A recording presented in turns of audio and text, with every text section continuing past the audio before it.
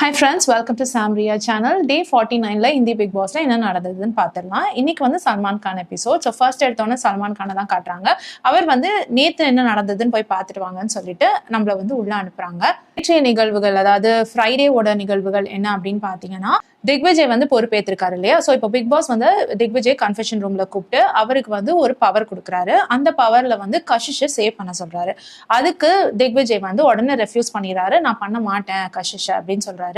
ஏன் கஷிஷை சேவ் பண்ண மாட்டேன்னா, அதுக்கு ரீசன் வந்து கேம்ல வந்து சில பேர் இல்லாம இருந்தா பெட்டரா இருக்கும். ஸோ அந்த மாதிரி ஒரு ஆள்ல வந்து அவங்களும் ஒருத்தவங்க. அது இல்லாம பழைய காம்படிஷன்ல எனக்கும் அவங்களுக்கும் இருந்த அந்த பிரச்சனை வந்து எப்பவுமே என் மனசுல ஓடிக்கிட்டே இருக்கு. ஸோ அதனாலயும் நான் கஷிஷை வந்து சேவ் பண்ண மாட்டேன் அப்படின்னு சொல்லிட்டு பிக் பாஸ் கிட்ட திக்விஜய் சொல்லிடுறாரு. ஓகேன்னு சொல்லி திக்விஜய் வெளியில அனுப்பிச்சிட்டு பிக் பாஸ் வந்து போட்டு கொடுக்குற வேலையை பண்றாரு. வெளியில வந்த உடனே கஷிஷ் கிட்டயோ எல்லாருக்கிட்டையும் எல்லா ஹவுஸ்மேட்ஸ் கிட்டயும் நான் வந்து திக்விஜய்க்கு ஒரு பவர் கொடுத்தேன் கஷிஷை சேவ் பண்றதுக்கு. திக்விஜய் வந்து நான் சேவ் பண்ண மாட்டேன் அப்படின்னு சொல்லிட்டாரு. அதுக்கு அவர் கொடுத்த ரீசன் வந்து இந்த மாதிரி எனக்கு சில பேர் போனா நல்லா இருக்கும், அதுல வந்து கஷிஷும் ஒருத்தர் அந்த மாதிரி சொல்லிட்டாரு. அண்ட் இன்னொரு விஷயம் வந்து அவருக்கு இன்னும் அந்த பழைய விஷயங்கள் ஓடிக்கிட்டு இருக்கிறதா சொல்லிட்டாரு அப்படின்னு சொல்லவும் கஷிஷ்க்கு ரொம்ப கோவம் வந்துருச்சு. கஷிஷ் எந்திரிச்சு வந்து கேக்குறாங்க, நான் நைட்டு தானே உங்ககிட்ட அவ்வளவு நேரம் பேசினேன், உனக்கும் எனக்கும் பிரச்சனை வேணாம், நம்ம ரெண்டு பேரும் சுமூகமா முடிச்சுக்கலாம், இந்த விஷயத்த கிரட்ஜை நீ வந்து தூக்கிட்டு அலையாத அப்படின்னு நான் சொன்னேன். நீ வந்து அந்த பழைய காம்படிஷன்ல நடந்த விஷயத்த இன்னமும் யோசிச்சுட்டு அதை வச்சே இன்னும் பேசிக்கிட்டு இருக்க அப்படின்ற மாதிரி சொல்லிட்டு இன்னமும் அக்யூஸ் பண்றாங்க. நீ டைம் கார்டு ஆயிருக்கவே மாட்ட, உன்னை வந்து எல்லாரும் சேர்ந்து டைம் கார்டு ஆக்குனாங்க, ஆக்சுவலி வந்து உன்னை கண்டுக்க ஆளே இல்ல, அதனாலதான் நீ ஈஸியா டைம் கார்டு ஆயிட்ட, உன்னை வந்து யாருமே வந்து ஒரு கண்டஸ்டன்டா கூட பாக்கல, அதனாலயே வந்து நீ ரொம்ப ஈஸியா வந்து டைம் கார்டு ஆயிட்ட, அதான் உன்கிட்ட வந்து யாருமே அந்த டார்ச்சர் கேம்ல கூட உன்னை யாருமே டார்ச்சர் பண்ணல, சோ உன்னை வந்து ஒரு காம்படிஷனா கூட யாருமே பாக்கல அப்படின்ற மாதிரி கஷிஷ் வந்து கேவலமா திக்விஜய பேசுறாங்க. இதனோட பிக் பாஸ்க்கு வந்து திக்விஜய் மேல என்னதான் அப்படி ஒரு கோவம் அப்படின்னு தெரியல. மத்த இன்னொரு 6 பேர், அதாவது விவியன், அவினாஷ், ஈஷா, கரண், ஷில்பா, ரஜத், இவங்களெல்லாம் உள்ள கூப்பிட்டு ஒரு வீடியோ கிளிப்பிங்க போட்டு காட்டுறாங்க. அந்த வீடியோ கிளிப்பிங்ல வந்து திக்விஜய் அண்ட் கஷிஷ் வந்து பேசிட்டு இருக்காங்க. அதாவது கஷிஷ் வந்து திக்விஜய் கிட்ட கேட்கறாங்க, நீ வந்து ஒன்னு என்ன ஃப்ரெண்டா வச்சுக்கோ, இல்லைன்னா எனிமின்னு சொல்லிடு, இது ரெண்டுமே இல்லாம என்ன நடுவுல வச்சுட்டு இருக்கிறது வந்து எனக்கு அவ்வளவு சரியா படல, ஒண்ணு வந்து இப்படி ரெண்டு பக்கமும் நீ கால் வச்சுட்டு நிக்கிற, ஒண்ணு வந்து இந்த பக்கம் சாய் இல்ல அந்த பக்கம் சாயின்னு சொல்றாங்க. அதுக்கு வந்து கஷிஷ் கிட்ட திக்விஜய் சொல்றாங்க, எனக்கு வந்து உன் மேல அந்த கிரட்ஜ் எல்லாம் எதுவுமே நான் ஹோல்ட் பண்ணல, உன் மேல எனக்கு அந்த கோபம் வெறுப்பு எல்லாம் இல்ல, ஆனாலும் என் மனசுல ஓடிக்கிட்டே இருக்கு, நீ பண்ண விஷயங்கள் வந்து என் மனசுல ஓடிக்கிட்டே தான் இருக்கு இன்னமும், அதனால வந்து நான் ஃப்ரெண்டா தான் ஆக்கிக்க முடியாது, அதே டைம்க்கு எனிமியும் நான் சொல்லிட மாட்டேன், உன்னை நான் உங்ககிட்ட சாரி கூட சொன்னல அப்படின்ற மாதிரி கஷிஷ் கேட்கறாங்க. அதுக்கு வந்து நீ அது கரண் சொல்லி தானே வந்து பண்ண, நீயா வந்து கேட்கல, Karan is a very smart player, அவர் சொல்லி தானே நீ வந்து பண்ற அப்படின்ற மாதிரி சொல்றாரு. சோ கஷிஷ் வந்து, அப்போ நீ வந்து என்ன ஃப்ரெண்டா வச்சுக்க மாட்டேன், எனிமியாவும் வச்சுக்க மாட்டேன், அப்போ நான் எனிமினே எடுத்துக்கிறேன், அப்போ இனிமே நான் உன்னை நாமினேட் பண்ணலாம்ல அப்படின்னு சொல்றாங்க அவங்க. நீ தாராளமா பண்ணிக்கோ அப்படின்னு திக்விஜய் சொல்றாரு. சோ திக்விஜய் வந்து ஒரு பாயிண்ட்ல கிளியரா தான் இருக்காரு. ஆனா பிக் பாஸ் என்ன சொல்றாருன்னா, இந்த வீடியோவை 6 பேருக்கும் போட்டு காமிச்சிட்டு இதுல வந்து திக்விஜயோட பிளான் என்னவா இருக்கும் அப்படின்றது வந்து பிக் பாஸே வந்து விளக்குறாரு. இந்த மாதிரி எந்த ஒரு கண்டஸ்டன்ட்டுக்கும் அவர் பண்ண மாதிரி தெரியல, ஆனா திக்விஜயோட பிளான் வந்து இதுவாதான் இருக்கும் அப்படின்னு சொல்லிட்டு அவர் வந்து ஒரு பிக்சர் போட்டு காட்டுறாரு. அந்த பிக்சர்ல என்ன சொல்றாருன்னா, அஜித்தோட க்ளோஸ் ஆனா அவினாஷ் அண்ட் விவியன் வந்து அவங்களுக்கு எதிரி ஆயிடுவாங்க, அதே டைம்க்கு கரணோட ஃப்ரெண்டானா ஷில்பா மேம் வந்து இவர் டைம் கார்டாக ஹெல்ப் பண்ணுவாங்க அப்படின்ற ஒரு எண்ணத்துல தான் வந்து திக்விஜய் பிளே பண்ணியிருக்காரு அப்படின்ற மாதிரி பிக் பாஸ் வந்து சொல்றாரு. இந்த விஷயத்த எல்லாரும் கேட்டு ஆமா ஆமான்ற மாதிரி மண்டே அடிக்கிறாங்க. சில பேருக்கு அதுல வந்து முரண்பாடு இருக்கு இல்ல அப்படின்ற மாதிரி.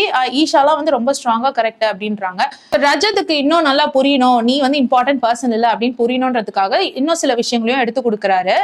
ஈஷா கிட்ட வந்து திக்விஜய் பேசினாப்ல இந்த மாதிரி நீங்க வந்து யார் உங்களுக்கு மனசுக்கு க்ளோஸ் ஆன பர்சன் கேட்டப்போ ஸ்ருதிகாவை தான் சொல்லியிருக்காங்க, அப்ப ரஜத் அப்படின்னு கேட்டதுக்கு ரஜத் மேல ஒரு ட்ரஸ்ட் இஷ்யூ இருக்கு அப்படின்னு சொல்லியிருக்காங்கன்னு சொல்லிட்டு அது ஈஷா வாயாலேயே வந்து பிக் பாஸ் சொல்ல வச்சாரு.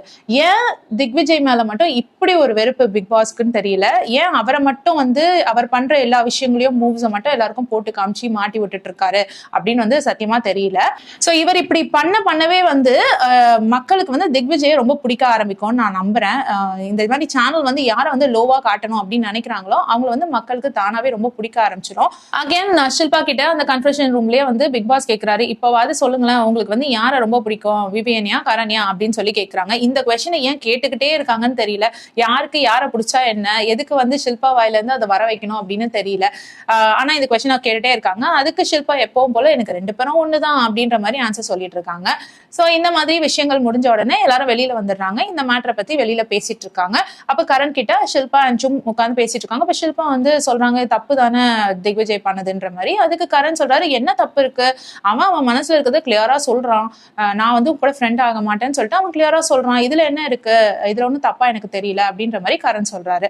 அவினாஷ் இந்த கிளிப்பிங்க வச்சுட்டு ஈஷா கிட்ட சொல்லிட்டு இருக்காரு, பாரு எனக்கு ஒரு மேட்ரு கிடைச்சிருக்குல, இந்த விஷயத்த வச்சே நான் வந்து அவனை நிறைய விஷயத்துல தாக்க போறேன், திக்விஜயை நான் நிறைய விஷயத்துல தாக்க போறேன் அப்படின்ற மாதிரி அவினாஷ் சொல்லிட்டு இருக்காரு. இதுக்கப்புறம் கரண் திக்விஜயை கூப்பிட்டு உட்கார வச்சு பேசிட்டு இருக்காரு. அதுல வந்து திக்விஜய் கிட்ட அவர் என்ன சொல்றாருன்னா, நீ வந்து எல்லாத்தையுமே வந்து கேமா பார்க்காத, கொஞ்சம் ரிலேஷன்ஷிப்பும் பில்ட் பண்ணலாம், தப்பு கிடையாது, நீ எல்லாத்தையுமே வந்து கேமா பார்த்து அது மாதிரியே போறதுனால உனக்கு வந்து யாரையுமே வந்து நம்புறதுக்கு பயமா இருக்கு, சோ அந்த மாதிரி பார்க்காத, கொஞ்சம் ரிலேஷன்ஷிப் பில்ட் பண்ணு அப்படின்ற மாதிரி சொல்லிட்டு இருக்காரு. ஈஷா ரஜத்தை கூட்டிட்டு போய் சொல்லிட்டு இருக்காங்க, நீ இவங்க வந்து ரொம்ப திக்விஜய் ரொம்ப நம்புறீங்க, திக்விஜய் நீங்க தான் வந்து தம்பியா பாக்குறீங்க பாத்துக்கோங்க, அவங்க வந்து உங்களை தம்பி அண்ணனாலா பாக்குறது இல்ல, அதனால நீங்க ரொம்ப வந்து திக்விஜயை நம்பாதீங்க அப்படின்ற மாதிரி ஈஷா பிரெயின் வாஷ் பண்ணிட்டு இருக்காங்க ரஜத்தை. இதுக்கப்புறம் பாத்தீங்கன்னா திக்விஜய் அண்ட் ஸ்ருதிகா உட்காந்து பேசிட்டு இருக்காங்க. அதுல வந்து ஸ்ருதிகா நேத்து நடந்த அந்த விஷயம் இல்லையா, டாய்லெட் கிளீனிங், அந்த விஷயத்த பத்தி தான் பேசிட்டு இருக்காங்க. அப்போ திக்விஜய் சொல்றாரு, உங்களுக்கு புரியலையா, விவேன் வந்து பாத்ரூம் கழுவுனது வந்து என் மேல இருக்க ரெஸ்பெக்ட்னால கிடையாது, என்ன வந்து டவுன் பண்றதுக்காக தான் அவர் வந்து சில வேலைகள் செய்யறாரு, உங்களுக்கு புரியலன்னு ஒண்ணு. ஸ்ருதிகா சொன்னாங்க, அப்படி கிடையாது, வேலையே செய்ய மாட்டேன்னு சொன்னவர் வில்லிங்கா வந்து ஒரு வேலை செய்யறாருன்னா உன் மேல இருக்கிற ரெஸ்பெக்ட்னால தானே, அவர் வாயால வந்து உன் மேல எனக்கு ரெஸ்பெக்ட் இருக்குன்னு சொல்லலைனாலும் மனசளவுல உன் மேல ரெஸ்பெக்ட் இருக்குன்னு சொல்லிட்டு சொல்றாரு அப்படின்னு ஸ்ருதிகா ஒரு விஷயத்த சொல்றாங்க. அதால திக்விஜய் ஏத்துக்கவே முடியல, ஐயோ உங்களுக்கு எப்படி நான் புரிய வைப்பேனே தெரியல, உங்ககிட்ட கம்யூனிகேட் பண்றது ரொம்ப கஷ்டமா இருக்கு, அவர் என்னோட நல்லதுக்காக செய்யல, என் மேல இருக்க ரெஸ்பெக்ட்னாலையும் செய்யல, என்னை வந்து போட்டு தள்ளதான் அவர் ட்ரை பண்றாரு, உங்களுக்கு அது புரிய மாட்டேங்குது அப்படின்னு திக்விஜய் ஸ்ருதிகாக்கு எவ்வளவோ ட்ரை பண்றாரு எக்ஸ்பிளைன் பண்ணதுக்கு, ஆனா ஸ்ருதிகாக்கு புரியவே மாட்டேங்குது. இல்ல அவர் வந்து அவர் மனசார உன் மேல மரியாதை இருக்கிறதுனாலதான் செய்யறாரு அப்படின்ட்டு. உடனே இவர் சொல்லிடுறாரு, திக்விஜய் சொல்றாரு, நம்ம பாண்ட்குள்ள வந்து ஆக்சுவலி அண்டர்ஸ்டாண்டிங் ரொம்ப கம்மியா இருக்கு, ஸோ இந்த பாண்ட் வந்து இந்த ரிலேஷன்ஷிப் வந்து எவ்வளவு நாள் போகும்னு எனக்கு தெரியல, நம்மளுக்குள்ள விரிசல் விட ஆரம்பிச்சிருச்சுன்ற மாதிரி திக்விஜய் சொல்றாரு. அந்த விஷயம் எனக்கே கொஞ்சம் கஷ்டமா இருந்தது, பாவம் ஸ்ருதிகா வந்து கொஞ்சம் மனசார நல்லா பேசிட்டு இருந்தால் வந்து திக்விஜய், இப்ப அவருமே வந்து இந்த மாதிரி சொல்லிட்டாருன்னா அவங்க என்ன பண்ண போறாங்க வீட்டுக்குள்ளன்னு தெரியல. ஸ்ருதிகா அதுக்கு என்ன பதில் சொல்றாங்கன்னா, ஓகே ஃபைன், நீ அப்படி நினைச்சா சரி, ஆனா வந்துட்டு அட்லீஸ்ட் நான் என் மனசுல இருக்கிறத உங்ககிட்ட சொல்லிட்டேன், நான் பொய்யா நடிக்கல, என் மனசுல என்ன இருக்கோ அதை நான் ஓப்பனா உங்ககிட்ட சொல்லிடுறேன், சோ நான் வந்து பொய்யா நடிக்கல, இதனால எதனா விளைவுகள் வந்தா எனக்கு ஓகே தான், நான் பாத்துக்கிறேன் அப்படின்ற மாதிரி சொல்றாங்க. கரணும் ரஜத்தும் உட்காந்து பேசிட்டு இருக்காங்க, நீ வந்து என் மேல சில வார்த்தைகள் யூஸ் பண்ண, அது என்ன ரொம்ப ஹர்ட் பண்ணுச்சுன்ற மாதிரி ரஜத் சொல்றாரு. அதுக்கு உடனே கரண் வந்து, நான் அந்த வார்த்தையை வேணும்ட்டே சொல்ல, ஆக்சுவலி நான் கோவத்துல என்ன பேசுறேன்னு எனக்கே தெரியல, நான் பேசிடுறேன் அப்படின்னு கரண் சொல்றாரு. ரஜத் சொல்றாரு, நானும் அப்படிதான் கோவத்துல என்ன பேசுறேனே தெரியாம பேசிடுறேன், அதனாலதான் நானும் உங்ககிட்ட பெருசா சண்டை போடல, என்னாலையும் புரிஞ்சுக்க முடிஞ்சிச்சு, ஆனா நீ அந்த மாதிரி வார்த்தைகள் விட்டது எனக்கு கஷ்டமா இருந்ததுன்னு சொல்லவும் கரண் வந்து சரி அப்படி நான் வார்த்தை விட்டுருந்தா மன்னிச்சுக்கோங்க அப்படின்னு கேட்கிறாரு. சோ இவங்க ரெண்டு பேரும் இந்த மாதிரி விஷயத்த சார்ட் பண்ணிட்டு இருக்காங்க. இப்போ திக்விஜய் அண்ட் ரஜத் உட்காந்து பேசிட்டு இருக்காங்க அந்த வீடியோ கிளிப்பிங்க பத்தி தான். சோ அப்போ திக்விஜய் கிட்ட ரஜத் கேட்கிறாரு, என்ன வந்து நீ அண்ணனா நினைக்கிறியா இல்லையா, நீ என்ன பிரதர் பாண்டிங்ல பாக்குறியா இல்லையா அப்படின்னு கேட்கிறாரு. அதுக்கு திக்விஜய் வந்து, இல்ல நான் உங்களை அண்ணனா தான் நினைக்கிறேன், ஆனாலும் வந்து எனக்கு உங்ககிட்ட கொஞ்சம் ட்ரஸ்ட் இஷ்யூ இருக்கதான் செய்யுது, சில விஷயம் வந்து எனக்கு நம்பி செய்ய முடியல அப்படின்ற மாதிரி திக்விஜய் சொல்றாரு.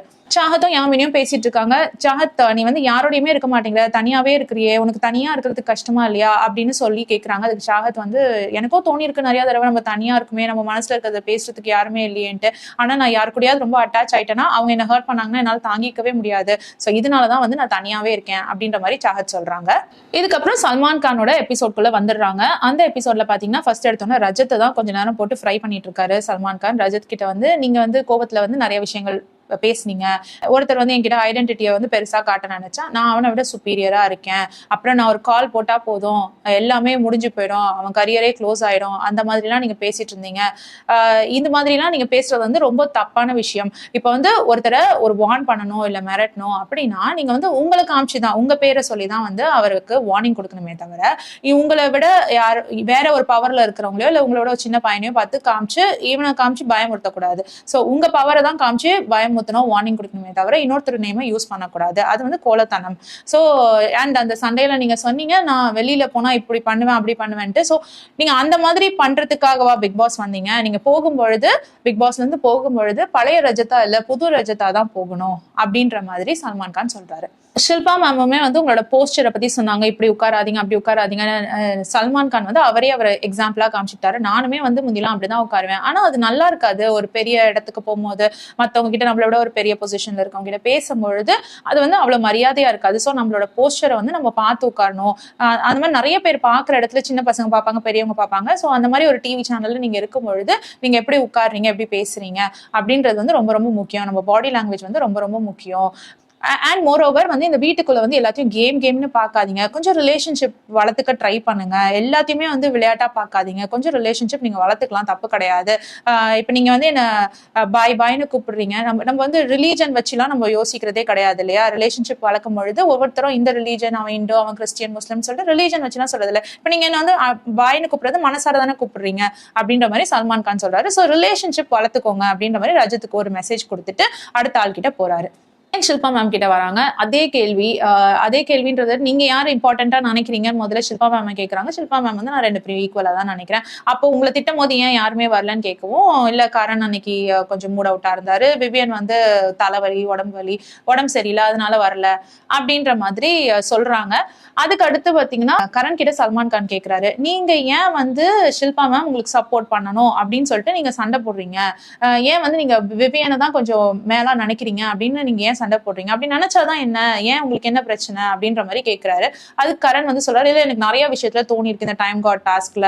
அவங்க நிறைய இடத்துல விவியனை விட்டு கொடுக்காம பேசியிருக்காங்க. விவியன் வந்து கொஞ்சம் ரூடா பேசினா கூட அவன் கரெக்ட்ன்ற மாதிரி அவங்க சொல்லியிருக்காங்க. சோ அதனாலதான் வந்து எனக்கு அவங்களுக்கு விவியனை ரொம்ப பிடிக்கும் என்னை விட அப்படின்ற ஒரு ஃபீல் வந்து எப்பவுமே இருந்துட்டு இருந்திருக்கு அப்படின்னு சொல்லுவாங்க. இப்ப ரஜத் வந்து அவங்கள மரியாதை எல்லாம் பேசினாங்க இல்லையா? சோ அந்த டைம் ஏன் விவியன் நீங்க வந்து போகலன்னு கேட்டதுக்கு, இல்ல அவங்க கிட்ட நான் சொல்லிட்டேன், அவங்களே வந்து ஒரு தனியாவே அவங்க சூப்பரா பாத்துப்பாங்க, அவங்க இண்டிவிஜுவலா தான் வந்தாங்க. ஸோ இண்டிவிஜுவலாவே அவங்களால அதெல்லாம் மேனேஜ் பண்ண முடியும். ஸோ இண்டிவிஜுவல் பிளேயர் தான் அவங்க, இதுதான் நான் அவங்க கிட்ட சொல்லிட்டு இருக்கேன் அப்படின்னு சொல்லவும் சல்மான் கானும் அதே தான் சொல்றாரு. ஸோ உங்களுக்கு வந்து இவங்க 2 பேர் கேம்ல தேவையா, கரண் அண்ட் விவியன் வந்து உங்களுக்கு கேம்ல தேவையா, முன்னேறி போறதுக்கு தேவையா அப்படின்னு கேக்குறாங்க. முதல்ல ஷில்பா மேம் இல்லன்னு சொல்லிடுறாங்க. ஆனா பர்சனலா அவங்க 2 பேர் எனக்கு வேணும்ன்ற மாதிரி சொல்றாங்க. நீங்க வந்து தனித்தனி பிளேயர்ஸா தான் வந்திருக்கீங்க, ஸோ தனியா விளையாடுங்க, நீங்க உங்களுக்கு யாரோட சப்போர்ட்டும் இங்க தேவை கிடையாது அப்படின்ற மாதிரி சல்மான் கான் ஷில்பா மேம் கிட்ட சொல்றாங்க. நம்ம உங்களுக்கு இந்த வீட்லயே லீஸ்ட் இம்பார்ட்டன்டான பர்சன் யாரு அப்படின்னு கேக்குறாங்க ஷில்பா மேம் கிட்ட. அதுக்கு ஷில்பா மேம் சொல்றாங்க, எனக்கு ரஜத் தான் இப்போதைக்கு ரொம்ப லீஸ்ட் இம்பார்ட்டன்ட் பர்சன் இந்த வீட்ல, ஏன்னா அவன் தான் வந்து என்ன ரொம்ப மரியாதை எல்லாம் பேசிட்டான் அப்படின்னு சொல்றாங்க. சல்மான் கான் சொல்றாரு, இவரை நீங்க லீஸ்ட் இம்பார்ட்டன்ட் சொல்றீங்க, ஆனா இவர் தான் வந்து காரணம் நீங்க இன்னைக்கு நிறைய பேருக்கு ஒரு பெரிய விஷயமா தெரியறதுக்கு, நீங்க வெளியில தெரியுறீங்க இன்னைக்கு டிவி சேனல்ல அப்படின்னா இவர் தான் வந்து ஒரு மெயின் ரீசனா வந்திருக்காரு. நம்ம வந்து இப்படி எல்லாம் பேசுவாங்க, இதெல்லாம் பண்ணுவாங்கன்னு சொல்லிட்டு அவரால் தெரிய வந்திருக்கு. யாரை நீங்க வந்து லீஸ்ட் இம்பார்ட்டன்ட் பர்சன் சொல்றீங்களோ அவர் தான் வந்து உங்களுக்கு இம்பார்ட்டன்ட் பர்சனா இப்ப இருக்காங்க. இம்பார்ட்டன்ட் பர்சனா நினைச்ச கரணோ விவியனோ இந்த சண்டை நடந்துட்டு இருக்கும் போது எங்க போனாங்கன்னே தெரியல, அவங்க வந்து ஓடி ஒளிஞ்சிட்டு இருந்தாங்க. அதனால உங்களுக்கு யாருமே தேவையில்லை, நீங்க உங்களுக்கு சப்போர்ட், நீங்களே உங்களை சப்போர்ட் பண்ணிட்டு விளையாடுங்க அப்படின்ற மாதிரி ஷில்பா மேம் கிட்ட சல்மான் கான் சொல்றாரு. திக்விஜயை பார்த்து இப்ப சல்மான் கான் கேட்கிறாரு, நீங்க வந்து ஏன் 20 days ஆச்சு இந்த வீட்டுக்கு வந்து, ஏன் ஆனாலும் ஒரு ரிலேஷன்ஷிப் வைக்கிறதுக்கு ரொம்ப பயப்படுறீங்க, எல்லாத்துக்கும் நடுவுல நிக்கிறீங்க, நீங்க வந்து ஒரு ரிலேஷன்ஷிப் வைக்க மாட்டேங்கிறீங்க, ரிலேஷன்ஷிப்பை நம்ப மாட்டேங்கிறீங்க, நடுவுல நிக்கிறீங்க, ஏன் அந்த மாதிரி அப்படின்னு கேட்கிறாரு. அதுக்கு திக்விஜய் வந்து அப்படி கிடையாது, எனக்கு வந்து சில பேரோட பிரச்சனைகள் இருக்கு, சோ அவங்கள நான் பிடிக்கலதான், ஆனா எனக்கு வந்து இங்க ரிலேஷன்ஷிப் இருக்கதான் செய்யுது. இப்ப பாத்தீங்கன்னா எனக்கு ரொம்ப பிடிக்கும், கரண் மேல எனக்கு நிறைய ரெஸ்பெக்ட் இருக்கு, ரஜத்தையும் வந்து எனக்கு ரொம்ப பிடிக்கும், ஆனா வந்துட்டு அவர் மேல கொஞ்சம் ட்ரஸ்ட் இஷ்யூ இருக்கு அப்படின்ற மாதிரி அங்கேயும் அவர் சொல்றாரு. அதுக்கடுத்து திக்விஜய் பார்த்து உங்களுக்கு கேர்ள் ஃப்ரெண்ட் இருக்கான்னு சல்மான் கான் கேட்கிறாரு. அதுக்கு வந்து திக்விஜய் நோ, எனக்கு கேர்ள் ஃப்ரெண்ட் இல்ல அப்படின்னு சொல்றாரு. அப்போ திக்விஜய் கிட்ட சல்மான் கான் சொல்றாரு, நீங்க உங்க கேர்ள் ஃப்ரெண்ட் கிட்ட பிரேக்கப் ஆயிடுச்சு அப்படின்ற மாதிரி சொல்றீங்க, ஆனா உங்க கேர்ள் ஃப்ரெண்ட் இப்பதான் வந்து உங்களோட உறவை முடிச்சதா அவங்க வந்து சோசியல் மீடியால பதிவிட்டு இருக்காங்க அப்படின்ற மாதிரி வெளியில இருக்க கேர்ள் ஃப்ரெண்டை பத்தி பேசுறாரு சல்மான் கான். இப்போ கஷிஷ் அண்ட் திக்விஜய் ப்ராப்ளம்க்கு வராங்க. அதாவது நீங்க வந்து கஷிஷ் இவ்வளவு தடவை சாரி கேட்டுமே வந்து நீங்க ஏன் வந்து மன்னிக்க மறுக்கிறீங்க அப்படின்னு சொல்லவும் திக்விஜய் அதே தான் சொல்றாரு, அவங்களால வந்து எனக்கு நிறைய பிரச்சனை நடந்தது, அவங்களால எனக்கு அந்த பழைய ப்ரோக்ராம்லயும் வந்து அந்த ப்ராப்ளம்ஸ் எல்லாம் நடந்தது, சோ இதை வந்து என்னால மறக்கவே முடியல, இந்த விஷயம் வந்து எப்பவுமே எனக்கு மனசுல இருந்துட்டே இருக்கு, அவ்வளவு ஈஸியா என்னால வெளியில வர முடியல, அதனால நான் வந்து அவங்க மேல எனக்கு கோவம்லாம் இல்லை, ஆனா வந்து அவங்கள என்னால மன்னிக்கிறதுக்கு முடியல அப்படின்ற மாதிரி திக்விஜய் சொல்றாரு. அப்போ கஷிஷ் வந்து ரொம்ப கோவமா மன்னிக்க வேணாம் அவர் நினைக்கிறதுக்கு ரீசனே பாத்தீங்கன்னா அவர் வந்து என்னை வச்சு விக்டிம் கார்டு பிளே பண்ணிக்கிட்டு இருக்காரு, இப்ப என்ன மன்னிச்சுட்டாரு இந்த ஷோலனா அவருக்கு வந்து இருக்கிற சிம்பத்தி ஓட்ஸ் எல்லாம் போயிடும். அதனால வந்து என்னை மன்னிக்காம என்னை வந்து எனிமையாவே வச்சு பார்த்துட்டு இருக்காரு. அப்பதான் அவரோட சிம்பத்தி ஓட்ஸ் வந்து அப்படியே அவருக்கு மெயின்டைன் ஆகும் அப்படின்னு சொல்றாரு. அதுக்கு விவியனுமே வந்து கரெக்ட், இதுதான் ரீசன் அப்படின்ற மாதிரி விவியனும் அதே பாயிண்ட சொல்றாரு.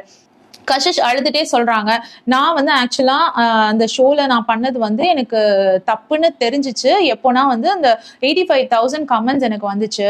அப்போ வந்து எனக்கு ரொம்ப கில்ட்டியா ஃபீல் ஆச்சு. அந்த நாள் வந்து நான் அசிங்கமா நினைச்சேன் தான், நம்ம தப்பு பண்ணிட்டோம்னு நினைச்சேன் தான். ஸோ அதுக்காக நான் வந்து ப்ரோக்ராம்லயே சாரி கேட்டேன், அப்புறம் வெளியில வந்து சாரி கேட்டேன். பட் அவருக்கு வந்து மன்னிக்க மனசு இல்லை. அவர் வந்து விக்டிம் கார்டு பிளே பண்றாரு, வேற ஒன்றும் ரீசன் கிடையாது அப்படின்ற மாதிரி கஷிஷ் சொல்றாங்க.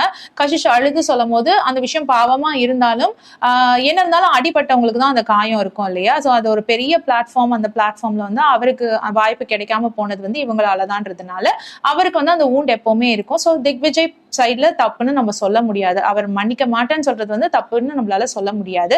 ஸோ சல்மான் கான் என்ன சொல்றாருன்னா, அந்த விஷயத்துல ஒழுங்கா ஒர்க் ஆகாம போனதுனால தான் உங்களுக்கு இந்த ஒரு பெரிய மேடை கிடைச்சிருக்கு. அதாவது பிக் பாஸ்ன்ற ஒரு பெரிய மேடை கிடைச்சிருக்கு. அது ஒழுங்கா நடந்திருந்தா இந்த மேடை உங்களுக்கு இல்லாம போயிருக்கும். ஸோ அதை விட பெரிய பிளாட்ஃபார்ம் உங்களுக்கு கிடைச்சிருக்கிறது வந்து அந்த மாதிரி ஒரு விஷயம் நடந்ததுனால தான். ஸோ அதுக்காக தேங்க்ஃபுல்லா இருங்க அப்படின்ற மாதிரி சல்மான் கான் சொல்றாரு. கஷிஷுமே எக்ஸாக்ட்லி அதுதான் ஏன் பாயிண்ட்டும் அப்படின்ற மாதிரி கஷிஷ் சொல்றாங்க. அடுத்து அவினாஷ் கிட்ட போறாரு சல்மான் கான். அவினாஷ் கிட்ட கேட்கிறாரு, என்ன திடீர்னு வந்து கால்குலேஷன் பண்ண ஆரம்பிச்சிட்டீங்க? இவ்வளவு நாள் வந்து உங்களோட கேம் வந்து ரொம்ப நல்லா இருந்தது பாக்குறதுக்கு. இப்போ வந்து நீங்க எப்போ கால்குலேஷன்ஸ்குள்ள போனீங்களோ அப்பவே போரிங் ஆயிடுச்சு. திடீர்னு வந்து விவியன் வந்து கரெக்டா இருக்காரா இல்லையான்னு யோசிக்கிறீங்க. ஈஷா வந்து புரிய வைக்கிறது கஷ்டமா இருக்குன்னு யோசிக்கிறீங்க. ஸோ இந்த மாதிரி விஷயங்கள்லாம் நீங்க ரொம்ப யோசிச்சு விளையாடும் போது உங்க கேம் வந்து போரிங் ஆயிடுச்சு. நீங்க இதெல்லாம் பண்ணுங்க, பண்ணக்கூடாதுன்னு நான் சொல்லல. இந்த மாதிரி ஸ்ட்ராட்டஜி பண்ணாதீங்க, கால்குலேஷன் பண்ணாதீங்கன்னு நான் சொல்லல. ஆனா பண்றது வந்து இன்ட்ரெஸ்டிங்கா பண்ணுங்க, எங்களுக்கு வந்து போர் அடிக்காம பண்ணுங்க. ஸோ வி வாண்ட் பழைய அவினாஷ் பேக் அப்படின்ற மாதிரி சல்மான் கான் சொல்றாரு. அண்ட் அந்த 4 பேர் இருக்கிற இந்த ஃப்ரெண்ட்ஷிப் கேங் வந்து உங்களுக்கு வந்து ரொம்ப சஃபகேட்டிங்கா இருக்கா, ரொம்ப நெருக்கம் தருதா அப்படின்னா வந்து நீங்க தனியா வந்து விளையாடணும், இந்த கூட்டத்தை விட்டு தனியா வந்து விளையாடணும் அப்படின்னு நினைச்சீங்கனாலும் பண்ணுங்க. அது எல்லாமே வந்து உங்க கையில தான் இருக்கு. ஸோ என்ன பிளான் பண்றீங்களோ பண்ணுங்க, ஆனா வந்து அது இன்ட்ரெஸ்டிங்கா இருக்கிற மாதிரி பாத்துக்கோங்க அப்படின்ற மாதிரி அவினாஷ்க்கு ஒரு மெசேஜ் கொடுக்குறாரு சல்மான் கான். அடுத்து சாஹத் கிட்ட போறாரு. சாஹத் கிட்ட வந்துட்டு என்ன சொல்றாங்கன்னா, நீங்க வந்து ஒரு ரிலேஷன்ஷிப்பே மெயின்டைன் பண்ண மாட்டேங்கிறீங்க இந்த வீட்டுல. ஒருத்தர் கிட்ட நல்லா பேசுறீங்க, அடுத்த நாளே அவங்க கிட்ட சண்டை போடுறீங்க, அடுத்த மணி நேரமே சில பேர்கிட்ட சண்டை போடுறீங்க. சோ உங்க கதை என்னதான், நீங்க ரிலேஷன்ஷிப்பே மெயின்டைன் பண்ண மாட்டேங்கிறீங்க. சோ வந்து கொஞ்சம் ரிலேஷன்ஷிப் மெயின்டைன் பண்ண ட்ரை பண்ணுங்கன்ற மெசேஜ் தான் வந்து சாஹத்க்கும் சல்மான் கான் கொடுத்தாரு. நாமினேஷனுக்கு செலக்ட் ஆன பீப்புள், எவிக்ஷனுக்கு நாமினேஷனுக்கு செலக்ட் ஆன பீப்புள வந்துட்டு தனியா ஒரு ரூம்க்கு கூட்டிட்டு போய் அங்க ஒரு டாஸ்க் கொடுக்குறாங்க. அதாவது இப்போ உங்களோட அக்ரெஷன் எல்லாம் தீர்த்துக்கோங்க. ஒருத்தர் மேல வந்து வெறுப்பா இருக்கு அப்படின்னா அந்த வெறுப்பை வந்து இங்க காட்டுங்கன்னு சொல்லிட்டு ஒரு பஞ்சிங் பேக் மாதிரி ஒரு விஷயம் இருக்குது. அந்த பஞ்சிங் பேக்கை வந்துட்டு யாருக்கு வந்து அக்ரெஷன் ஜாஸ்தியா இருக்கோ அவங்களோட ஃபேஸை ஒட்டிட்டு நீங்க வந்து அந்த பஞ்சிங் பேக்கை குத்தலாம் அப்படின்ற மாதிரி டாஸ்க். ஸோ ஃபர்ஸ்ட் கரண் போறாரு. கரண் போயிட்டு அவினாஷோட பிக்சர் எடுத்து ஒட்டிட்டு இவர் வந்து ரொம்ப அக்ரெஷன் ஜாஸ்தியா இருக்கு, இவர் வந்து ரொம்ப பர்சனலா போறாரு, பேட் வேர்ட்ஸ் பேசுறாரு அப்படின்னு சொல்லிட்டு நிறைய விஷயங்கள் சொல்லி அவினாஷை வந்து பயங்கர கோபத்தோட பஞ்ச் பண்ணிட்டு இருக்காரு. அடுத்து வந்து அவினாஷ் வராரு. அவினாஷ் வந்து கரண் பிக்சரை ஒட்டிட்டு ரொம்ப லைட்டா அப்படி தட்டிட்டு, இந்த பர்சன் வந்து ஹார்ம்லெஸ், ஸோ இவரை பத்தி நான் பெருசா ஒன்னும் கண்டுக்க வேணாம், ஆனா இவர் மேல எனக்கு என்ன கோவம்னா இவர் வந்து ரொம்ப இன்செக்யூர்டா ஃபீல் பண்றாரு, ரொம்ப லோவா ஃபீல் பண்றாரு, ரிலேஷன்ஷிப் ஹோல்டே பண்ண முடியாத ஒரு மனுஷன், அடுத்தவங்களோட பர்சனலை பத்தி பேசுறாரு. அவர் வந்து பகாவோட பர்சனலை பேசுனதுனால தான் நான் இவரோட பர்சனலை பத்தி பேச வேண்டி வந்துச்சு, இல்லைன்னா நான் வந்து பேசியிருக்க மாட்டேன். ஸோ அவர் தான் வந்து ஸ்டார்ட் பண்ணாரு. அண்ட் இவர் கூட இருக்கிற எல்லாருமே வந்து ரொம்ப டாக்ஸிக்கா இருக்கிறாங்க, ரொம்ப மோசமான ஆளுங்க, ஸ்ருதிகா, சும் எல்லாரையுமே வந்து சொல்றாரு அவரு. ஸோ இவங்க ஃப்ரெண்ட்ஷிப் கேங்கே வந்து பாத்தீங்கன்னா ரொம்ப மோசமான கேங் அப்படின்ற மாதிரி சொல்றாரு. அதுக்கு சும் வந்துட்டு வெளியில இருந்து ரொம்ப சீப்பா பேசுறாருல அப்படின்ற மாதிரி பேசிட்டு இருக்காங்க. இப்ப சாஹத் போறாங்க. சாஹத் போய் ஆஸ் யூஷுவல் விவியனோட பிக்சர் எடுத்து ஒட்டி அடிக்கிறாங்க. அதுக்கு என்ன ரீசன் கொடுக்குறாங்கன்னா, விவியன் வந்துட்டு ரொம்ப டோன் ரொம்ப வேற மாதிரி இருக்கு, அவர் வந்து தான் தான் சுப்பீரியர் அப்படின்னு நினைக்கிறாரு. அண்ட் ரொம்ப ரெஸ்பெக்ட் இல்லாம பேசுறாரு. ஸோ அதே விஷயங்கள் தான். ஸோ இன்னும் அவர் எதுவுமே காலப்போக்குல தான் தெரியும். ரொம்ப நாள் வந்து ஒருத்தர் அவங்களோட குணத்தை மறைச்சு வைக்க முடியாது. சோ காலம் போக போக வந்து தெரியும் அவங்க யாருன்னு சொல்லிட்டு வெளியில கிளியரா தெரிஞ்சிடும் அப்படின்ற மாதிரி சொல்றாங்க. அதுக்கு சல்மான் கான் வந்து கரெக்ட் அப்படின்னு சொல்றாரு. அடுத்து விவியன் வராரு. விவியன் வந்து சாஹத்தோட பிக்சரை ஒட்டி சொல்றாரு, சாஹத் வந்து ஏன் நேம் இல்லாம, விவியன்ற நேம் இல்லாம அவங்க வந்து ஒரு கேம் விளையாடணும், அவங்க வந்து தனியா விளையாடணும், எப்பவுமே வந்து என்கிட்டயே சண்டை போட்டு என்னையே வந்து கண்டென்ட்டா வச்சு யூஸ் பண்ணிக்கிட்டு அவங்க விளையாடக்கூடாது. ஸோ தனியா எப்படி விளையாடுறாங்க என் நேம் இல்லாம நான் பார்க்கணும் அப்படின்னு சொல்லிட்டு பஞ்ச் பண்றாரு சாஹத்தோட ஃபேஸை. அடுத்து ஆலிஸ் வராங்க. ஆலிஸ் வந்துட்டு கரனோட ஃபேஸை தான் ஒட்டிட்டு அதே விஷயங்கள் தான் சொல்றாரு. அவருக்கு டாப் டு பாட்டம் வந்து இன்செக்யூர்டா ஃபீல் பண்றாரு. அண்ட் அவர் வந்து ரொம்ப எல்லார் விஷயத்துலயும் பர்சனலா போறாரு அப்படின்னு சொல்லிட்டு ஒரு குத்திட்டு வராங்க. அடுத்தது பாத்தீங்கன்னா திக்விஜய் போறாரு. இவங்க வந்து இன்னமும் வந்துட்டு என்கிட்ட வந்து விக்டிம் கார்டு பிளே பண்ணிட்டு தான் இருக்காங்க. இவங்க சொல்றாங்க நான் வந்து விக்டிம் கார்டு பிளே பண்றேன்னு. ஆனா ஆக்சுவலி பாத்தீங்கன்னா அவங்க தான் வந்து என் மேல விக்டிம் கார்டு பிளே பண்ணிக்கிட்டு இருக்காங்க. என்ன வச்சுதான் அவங்க பிளே பண்ணிட்டு இருக்காங்க அப்படின்ற மாதிரி திக்விஜய் சொல்லிட்டு ஒரு குத்திட்டு போயிடுறாரு. அடுத்தது கஷிஷும் வந்து அதே தான் சொல்றாங்க. இவர் வந்து என்ன சொல்றாரு, ஆக்சுவலி இவர் தான் வந்து என்ன யூஸ் பண்ணி விளையாடிட்டு இருக்காரு. இவர் வந்து என்ன மன்னிச்சுட்டா அவருக்கு எல்லாமே மாறி போயிடும்ன்ற பயம். ஸோ சிம்பத்தி ஓட்டுக்காக என்ன வந்து வச்சிருக்காரு இன்னும் மன்னிக்காம. அண்ட் வந்து இவர் வந்து ரொம்ப ஈஸியா வந்து டைம் கார்டு ஆயிட்டாரு. ஆக்சுவலா வந்து இவரை கண்டுக்க ஆள் இல்லாதனாலதான் அவர் ஈஸியா வந்துட்டாருன்றது வந்து அவருக்கு தெரியல அப்படின்னு சொல்லவும் திக்விஜய் அந்த பக்கம் சொல்றாரு, நான் வந்து என் பிரெயினால வந்தேன் அப்படின்ற மாதிரி சொல்றாரு. உடனே ரஜத் வெளியில என்னது பிரெயின் யூஸ் பண்ணி வந்தேனா, நாளை இவரை வந்து டைம் கார்டு ஆக்குன பல கால்குலேஷன் போட்டுன்ற மாதிரி ரஜத் சொல்றாரு. ஈஷா வந்து பாருங்க நல்லா கேட்டுக்கோங்க அப்படின்ற மாதிரி நல்லா போட்டு கொடுக்குறாங்கன்னு வச்சுக்கோங்களேன். இந்த விஷயம் எல்லாம் முடிஞ்சு வெளியில வராங்க. வெளியில வரும்பொழுது ரஜத் வந்து இவங்களை பத்தி பேசிட்டு இருக்காங்க. அதாவது ஈஷா கிட்ட வந்து சொல்லிட்டு இருக்காரு, இவனை நாளை ஆக்குன, இவன் எப்படி பேசலாம்னு சொல்லவும் அது வந்து இவர் காதுல விழுந்துருச்சு. திக்விஜய் என்ன பத்தி தான் பேசுறீங்க, சொல்லுங்க என்னன்னு சொல்லுங்க அப்படின்னு சொல்றாரு. இல்ல நீ என்னமோ வந்து பிரெயின் யூஸ் பண்ண அப்படின்ற மாதிரி சொல்றியே, ஆனா நான் தானே உனக்கு நிறைய ஹெல்ப் பண்ணேன் அப்படின்னு சொல்லவும் திக்விஜய் வந்து இல்ல நான் வந்து ஆக்சுவலி நிறைய கால்குலேஷன் பண்ணேன் அப்படின்ற மாதிரி திக்விஜய் சொல்றாரு. ஈஷா வந்து ஆலிஸ் கிட்ட சொல்லிட்டு இருக்காங்க, இந்த திக்விஜய் கொஞ்சம் கூட நன்றியே இல்ல, ரஜத் தான் வந்து ரொம்ப கஷ்டப்பட்டு இவரை வந்து டைம் கார்டு ஆக்குனாரு, ஆனா இவரே ரொம்ப கஷ்டப்பட்டு ஆன மாதிரி பேசிட்டு இருக்காரு அப்படின்னு வந்து ஈஷா சொல்லிட்டு இருக்காங்க. திக்விஜய் வந்து சொல்றாரு, நான் வந்து உங்களை அண்ணனா தான் பாக்குறேன், ஆனா உங்க மேல எனக்கு ஒரு ட்ரஸ்ட் இஷ்யூ இருக்கதான் செய்யுது, எப்பவுமே அது இருக்கு அப்படின்னு. சோ ரஜத் சொல்றாரு, அந்த ஒரு டீ பேக்கெட் கொடுத்ததுக்கு தானே, அந்த காஃபி பேக்கெட் விஷயத்துக்கு தானே நீ வந்துட்டு என் மேல ட்ரஸ்ட் இல்ல அப்படின்னு சொல்லிக்கிட்டே இருக்க, அந்த ஒரு விஷயத்துக்காகவா என்ன நம்ப மாட்டேங்கிற, அதை தவிர நான் உனக்கு எவ்வளவு விஷயங்கள் செஞ்சிருக்கேன் அப்படின்ற மாதிரி ரஜத் சொல்றாரு. அதுக்கு திக்விஜய் வந்து ஆமா அது மட்டும் இல்ல இன்னும் நிறைய விஷயங்கள் இருக்கு அப்படின்னு சொல்றாரு. திக்விஜய் கேக்குறாரு, இப்போ நீங்க எப்படி பிரதரா பாக்குறீங்களா இல்லையா அப்படின்ற மாதிரி திக்விஜய் கேக்குறாரு. எப்போதும் ரஜத் கேக்குற கேள்வியை வந்து திக்விஜய் இப்ப கேக்குறாரு, நீங்க என்ன பிரதரா தான் பாக்குறீங்களா என்ன அப்படின்னு சொல்லிட்டு, அதுக்கு ரஜத் வந்து நான் உன்னை பிரதரா பாத்துக்கிட்டு இருந்தேன் அப்படின்னு பாஸ்ட் டென்ஸ்ல சொல்றாரு. அப்போ இப்போ நீங்க என்ன பிரதரா நினைக்கல அப்படிதானேன்னு கேக்குறாரு. அதுக்கு இல்ல நான் இப்ப யோசிக்கிறேன் அப்படின்ற மாதிரி சொல்றாரு ரஜத். அப்போ ஓகே சார் ஃபைன், நீங்க என்ன பிரதரா நினைக்கல அப்படின்ட்டு போகிறாரு. ரஜத் சொல்றாரு, இங்க பாரு இந்த வேலை எல்லாம் பண்ணாத, யூ டர்ன் அடிக்கிற வேலை எல்லாம் பண்ணாத, இந்த யூ டர்ன் அடிக்கிற வேலை உன்னோட நான் நல்லா பண்ணுவேன். அதாவது வந்து என் மேல ஒரு பழிய போடுறாங்கன்னா அது திருப்பி விடுறது இன்னொருத்தர் மேல. இந்த வேலையை வந்து நான் ரொம்ப சூப்பரா பார்ப்பேன், அதுல வந்து நான் மாஸ்டரு, நீ அந்த வேலையை எனக்கு பண்ணாத அப்படின்ற மாதிரி ரஜத் சொல்வாரு. சோ இந்த மாதிரி இவங்க சண்டை போட்டுட்டே இருப்பாங்க. இந்த சைடு பாத்தீங்கன்னா எடன் ரோஸ் வந்து அவினாஷ் கிட்ட போய் சொல்லிட்டு இருப்பாங்க, கரண் வந்து எனக்கு சுத்தமா பிடிக்கல, அவர் பண்ற எந்த விஷயமுமே சுத்தமா பிடிக்கல, கரண் தப்பா பண்றாரு அப்படின்னு சொல்லவும் அவினாஷ் வந்து வந்த புதுசுல அவருக்கு சப்போர்ட் பண்ணீங்களே அப்படின்னு எடன் ரோஸை பார்த்து கேக்குறாங்க. அதுக்கு எடன் ரோஸ் சொல்றாங்க, ஆமா வந்த புதுசுல ஒரு மைண்ட் செட்டோட வந்தேன் கரணை பத்தி, ஆனா உள்ள வந்து அவரை நேர்ல பார்த்த பிறகு அவர் பண்ற விஷயங்கள்லாம் ரொம்ப பேடாவோ சீப்பாவோ தெரியுது.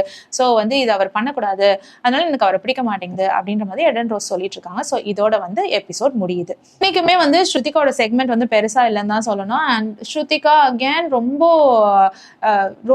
அந்த வீட்டுக்கு அவங்க ரொம்ப நல்லவங்களா இருக்கிறாங்க அப்படின்றதுதான் பிரச்சனையே. இவ்வளோ நல்லவங்களா இருக்காதீங்கம்மா அப்படின்னு தான் சொல்லணும் அவங்கள பார்த்து. ஸோ அவங்க வந்து எனக்கு தெரியல அவங்க இப்படியேதான் இருக்க போறாங்களா இல்ல வந்து மாறி பிளே பண்ண போறாங்களான்னு தெரியல. ஸோ இனிமே வருங்காலங்கள்ல அவங்களோட பிளே மாறுச்சுன்னா அவங்க இன்னும் பல வாரங்கள் தொடருவாங்க. ஸோ பார்க்கலாம். அட்லீஸ்ட் மண்டே டியூஸ்டே இந்த நாமினேஷன்லாம் வருது, அதுலயாவது அவங்க எதனா சூப்பரா ஃபயரா பேசுறாங்கன்னா நல்லா இருக்கும். வெயிட்டிங், ஸ்ருதிகா எதனா பண்ணுவாங்க அப்படின்னு வந்து ரொம்ப ஆசையா வெயிட் பண்ணிட்டு இருக்கோம். நீங்களும் வெயிட் பண்ணுங்க. இதோட இந்த எபிசோடோட தமிழ் எக்ஸ்பிளனேஷன் முடியுது. நெக்ஸ்ட் எபிசோட்ல நான் திரும்பவும் மீட் பண்றேன். Until then, it's bye from Jemima. Take care.